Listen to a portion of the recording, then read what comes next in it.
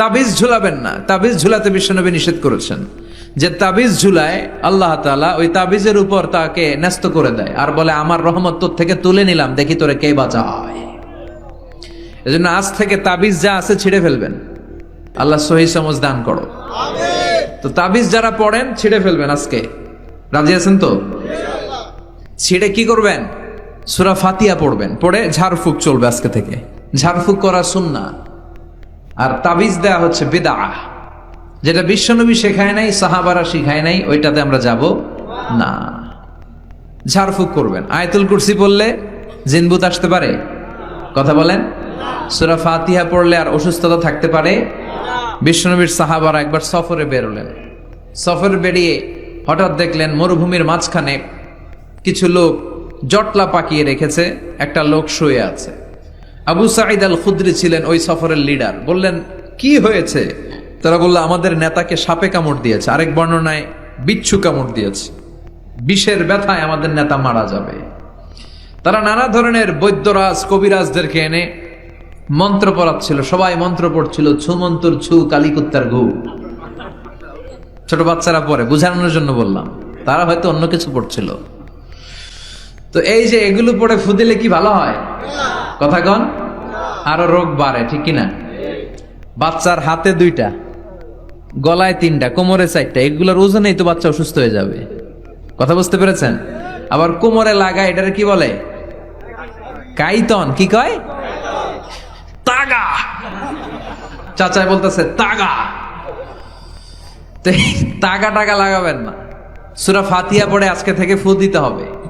আমার মাইকের আওয়াজ নিশ্চয়ই শহরের অনেক দূর যাচ্ছে, মায়েরা বোনেরা শুনে রাখবেন, অসুস্থ আপনি সূরা ফাতিহা পড়ে ফু দেন। বিশ্বনবী রাতের বেলায় বিছানায় যাওয়ার আগে সকাল সন্ধ্যা 3 কুল পড়ে হাতে ফু দিতেন, এরকম 2 হাতটা একসাথে করে এখানে ফু দিয়ে মাথা থেকে শুরু করে মেসেজ করতেন পা পর্যন্ত, দেহের যতটুকু জায়গায় যায়। সূরাতুল ইখলাস, সূরাতুল ফালাক, সূরাতুন নাস, এই 3টা সূরাকে একসাথে বলে কুল আস-সালাসা, মানে 3 কুল। কি বলে?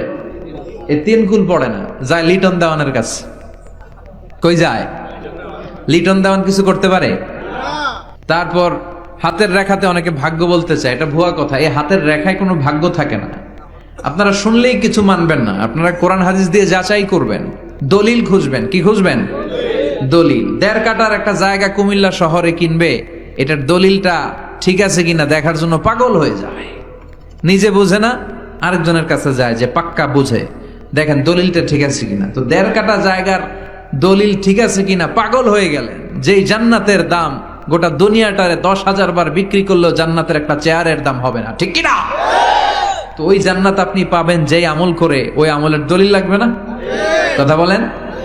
তবে বিনয়ের সাথে, কারো কাছে যখন দলিল চাবেন বিনয়ের সাথে আগে বুঝে নিবেন কার সাথে কথা বলতেছেন। You have to know who you are talking with, you don't know who you are dealing with. অনেকে জানে না কার সাথে কেমন করে কথা বলতে হয়। এজন্য আমি বলি যে জাননেওয়ালার উপরও জাননেওয়ালা আছে, তোমার অনেক পড়তে হবে, অনেক জানতে হবে, তাহলে তুমি সব বুঝবা, ঠিক কিনা? তো আমরা ঝাড়ফুঁক করব।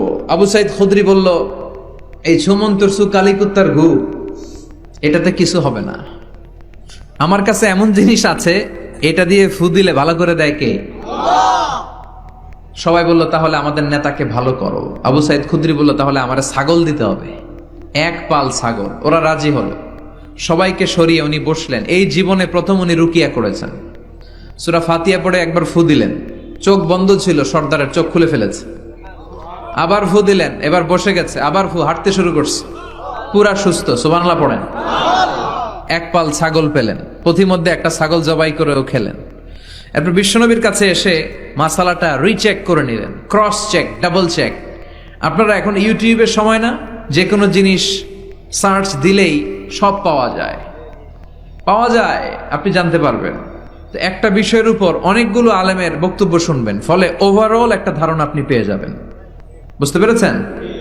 বিতিরের সালাত কয় রাকাত, অনেক মন্তব্য আছে, অনেক মতামত আছে। আপনি 5 জন স্কলারের কথা শোনেন, মোটামুটি একটা আন্দাজ পেয়ে যাবেন যে এটাই হয়তো হকের কাছাকাছি। গোড়ামি করা যাবে? ইসলামে গোড়ামি নাই। ইসলামের সৌন্দর্য হচ্ছে আত-তাইসির, simplicity is the beauty of Islam. সহজীকরণ হচ্ছে ইসলামের সৌন্দর্য। বিশ্বনবীকে যে কোনো অপশন দিলে সবচেয়ে সহজ অপশনটা নিতেন। সুবহানাল্লাহ পড়েন। বিশ্বনবীর কাছে এসে বললেন, ইয়া রাসূলুল্লাহ, সূরা ফাতিহা দিয়ে ঝাড়ফুঁক করে এক বর্ণনায় 100টা, আরেক বর্ণনায় 30টা ছাগল আমরা পেয়েছি। পথিমধ্যে একটা ছাগল জবাই করে আমরা খেয়েছি। এই যে কোরআন দিয়ে ফু দিয়ে আমরা ছাগল আনলাম, খাইলাম, এই ছাগল নেয়াটা জায়েজ হয়েছে কিনা বলেন। মাসালা ক্রস চেক করতে আসছে, ডবল চেক, দেখে বিশ্বনবী কি বলে। বিশ্বনবী বলেন জায়েজ হয়েছে মানে কোরআনের দাম বাড়ায় দিয়ে আসছিস বেটা। আল্লাহু আকবার। কোরআনের দাম তোমরা বাড়িয়ে দিয়ে এসেছো। 30টা বা 100টা ছাগল যাই পাইছো তোমরা, ভাগ বটোয়ারার পরে 2-1টা থাকলে আমারও দিও। তো এটাকে বলে সূরাতুশ শিফা। কোরআনের ভেতরে শিফা দিয়েছে কে? ওয়া নুনাজ্জিলু মিনাল কুরআনি মা হুয়া শিফাউন ওয়া রাহমাতুল লিল মুমিনিন ওয়া লা ইয়াজিদুল যালিমিনা ইল্লা খাসারা। এই কোরআনের মধ্যে আমি শিফা দিয়েছি, রহমত দিয়েছি, বরকত দিয়েছি। মুমিনদের জন্য কোরআনকে শিফা বানিয়েছে কে? সূরাতুশ শিফা মনে থাকবে? এই যে পীর সাহেব হুজুরের কাছে যে আসেন ফু দেওয়ার জন্য, যে হুজুর ফু দেন, হুজুর কি পড়ে ফু দেয় জানেন? আজকে গোমর ফাঁস করে দিয়ে যায় হুজুরের, সূরাতুল ফাতিহা পড়ে ফু দেয়। হুজুরের কাছেও আইসেন, আপনারাও ফু দিয়েন, নিজেরাও দিবেন। সবসময় যে হুজুরের কাছ থেকে নিতে হবে তা না, আব্বা আম্মার কাছ থেকে নিবেন। 2 গ্লাসে পানি, পৃথিবীর সবগুলা পীর সাহেবরে বললাম হুজুর এই গ্লাসে একটু ফু দেন, হুজুর আমার ফু দিয়ে দিল। আমার আব্বা উনি আরেক গ্লাসের পানির মধ্যে ফু দিয়ে দিল।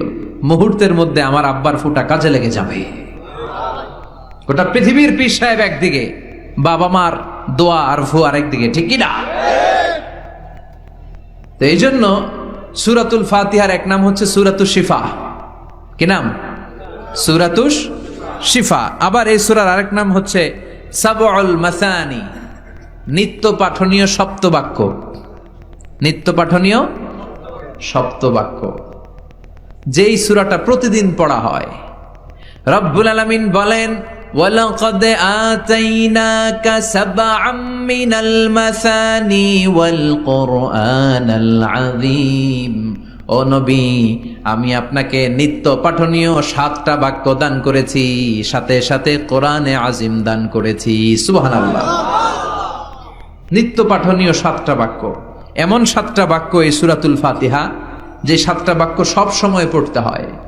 যারা প্রতিদিন নামাজ পড়ে, শুধু ফরজ নামাজ পড়ে, তার 17 বার পড়তে হয় এই সূরাটা। সুবহানাল্লাহ মাহফিলের পরে। আর যারা সুন্নাত সহ পড়ে তাদের প্রতিদিন 32 বার এই সূরাটা পড়তে হয়। তাহলে যেই লোকটার বয়স হয়েছে 50 বছর, সে যদি নামাজি হয়ে থাকে, একটু হিসাব করেন লোকটার বয়স কত? 50। আর লোকটা নামাজি না বেনামাজি? নামাজি। নামাজি লোক বয়স 50 বছর, তাহলে এই 50 বছরে সে যে কত লক্ষবার সূরা ফাতিহা পড়ছে ও নিজে জানে? সুবহানাল্লাহ কই? আল্লাহু আকবার।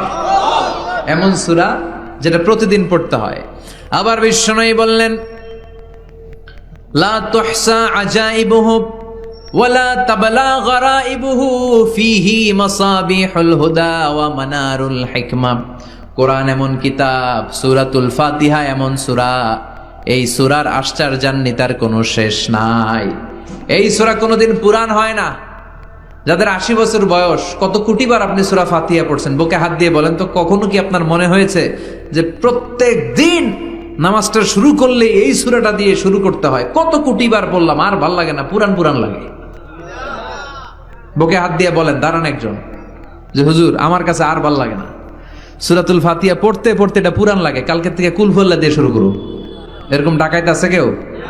নাই। কারণ কোরআন কখনো পুরান হয় না, যতই পড়ি ততই নতুন। চিল্লায় পড়েন আল্লাহু আকবার।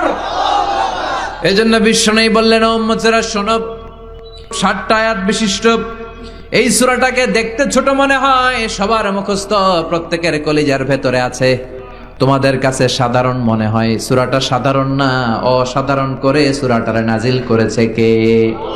পড়েন সবাই, আউযু বিল্লাহি মিনাশ শাইতানির রাজীম, বিসমিল্লাহির রহমানির রহিম, আলহামদুলিল্লাহি রাব্বিল আলামিন, আর রহমানির রহিম মালিকি ইয়াউমিদ্দিন ইয়্যাকা না'বুদু ওয়া ইয়্যাকা নাস্তাঈন اهدنا الصراط المستقيم صراط الذين أنعمت عليهم غير المغضوب عليهم ولا الضالين